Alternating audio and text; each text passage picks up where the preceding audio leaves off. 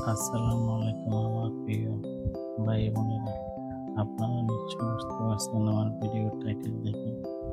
আজকে আমি আপনাদের জন্য নিয়ে আসছি কলকাতা থেকে কাশ্মীর যাওয়ার ট্রেন ভ্রমণের সেই ভিডিও।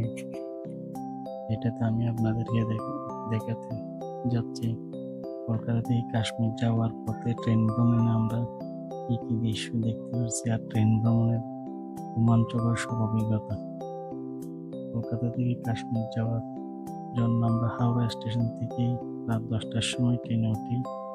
আর এই ট্রেনটা একটানা 2 রাত 2 দিন চলতেই থাকে, শুধুই চলতে থাকে। এবং মাঝে মাঝে কিছু স্টেশন দাঁড়ায়, প্রায় 35 থেকে 40টা স্টেশনে দাঁড়ায়।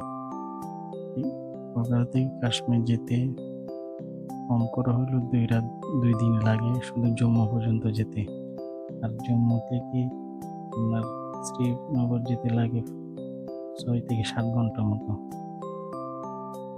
আর এখন কাশ্মীর যাওয়ার পথের ভারতের বিভিন্ন প্রদেশের দৃশ্য আমি আপনাদেরকে দেখাচ্ছি। আমরা হাওড়া স্টেশন থেকে উঠি এবং এটা আপনার হাওড়া স্টেশন থেকে বর্ধমান, আসানসোল, ঝাড়খণ্ড, বিহার, পাটনা, বারাণসী, উত্তরপ্রদেশের জৌনপুর, লখনৌ, বিরালা, হরিয়ানার আম্বালা, লুধিয়ানা, পাঞ্জাবের জালানহাট হয়ে জম্মু গিয়ে থামে। বিভিন্ন প্রদেশের বিভিন্ন রকম সংস্কৃতি এবং প্রাকৃতিক দৃশ্য দেখতে দেখতে আমরা গিয়ে পৌঁছে জম্মুর তোয়াই স্টেশন। প্রায় দুপুর তখন 2টা বেজে যায় এবং ওখানে গিয়ে আমরা নামি ওই স্টেশন থেকে। তারপর আমরা আবার গাড়ি যোগে যাই শ্রীনগরের জন্য গাড়ি নিই। এটা হচ্ছে একটা আপনার পাথরের লেকের মতো ঝর্ণার নদী, দেখতে খুব সুন্দর লাগে নদী। ট্রেন থেকে দৃশ্যটা অসাধারণ। এভাবে বিভিন্ন রকম প্রাকৃতিক দৃশ্য এবং বিভিন্ন প্রদেশের শহর এবং পাহাড় পর্বত এভাবে দেখে দেখি যাওয়ার ট্রেন ভ্রমণের অভিজ্ঞতা এটাই অন্যরকম। কাশ্মীরে যাওয়ার পথে এরকম অনেক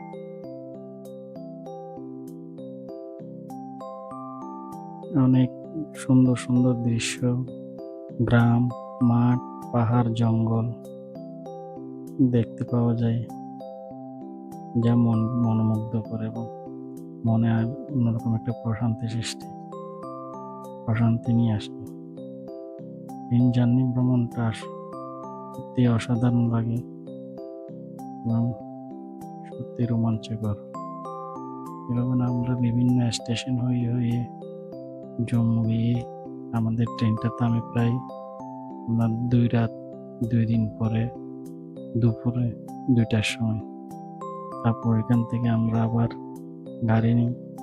গাড়ি নিয়ে তারপর আমরা জম্মু থেকে শ্রীনগরের উদ্দেশ্যে রওনা দিই। প্রায় শ্রীনগর পৌঁছতে আমাদের সন্ধ্যা রাত 10টা কি 11টা বেজে যায়। তখন এখানে মানে অর্ধেক রাত হয়ে যায়।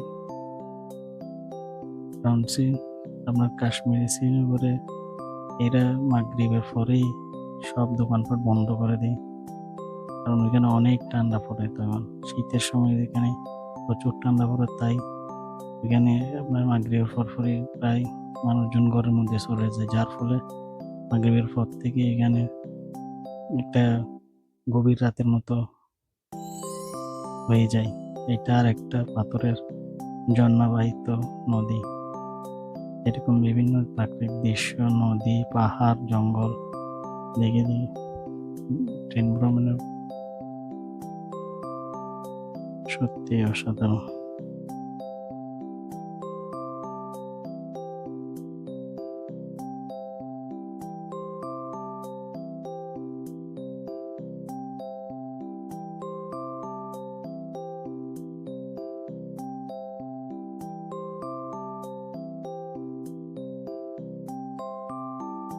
আমরা এসে পৌঁছাই জম্মুতোয়াই স্টেশনের বাহিরের দৃশ্য এটা।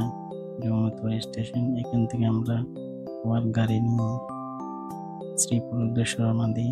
এটা এখন আমরা গাড়ি নিয়ে শ্রীপুর উদ্দেশ্যে যাওয়ার মাঝখানে 2-3টা টানেল আছে। পরে এক একটা টানেল প্রায় 10 কিলোমিটার 12 কিলোমিটার লম্বা। রাতের বেলা হওয়াতে অন্ধকার হয়ে যাবে, তেমন ভালো করে দেখা না গেলেও এই ভ্রমণটা সত্যি অসাধারণ, কারণ অনেক বড় বড় টানেল আছে প্রায় 2টা এখানে, এবং আরো নতুন টানেল বানানো হচ্ছে। এবং পাহাড়ের মাঝে মানুষের ঘর বাড়ির বাতির আলোগুলো যেমন লাগে আকাশের মধ্যে তারা জ্বলতেছে ওইরকমই লাগে। সত্যি দৃশ্যগুলো দেখতে অসাধারণ লাগে। এভাবে আমরা পৌঁছাই শ্রীনগর। এখানে দূরে দেখতেছেন ওইগুলো হচ্ছে পাহাড়ের মধ্যে দিয়ে ঘর বাড়ি, যেখানে রাতে বাতি জ্বলতেছে। এটা হচ্ছে পাহাড়ের এক পাশ। রাস্তাগুলো এমন ভাবে বানানো, সত্যি অনেক ভয়ঙ্কর। এক পাশে উঁচু পাহাড় আর এক পাশে খাদের মতো।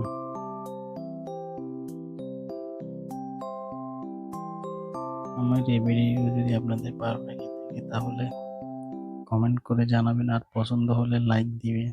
আমার সাথে থাকবেন এই পর্যন্ত। আসসালামু আলাইকুম।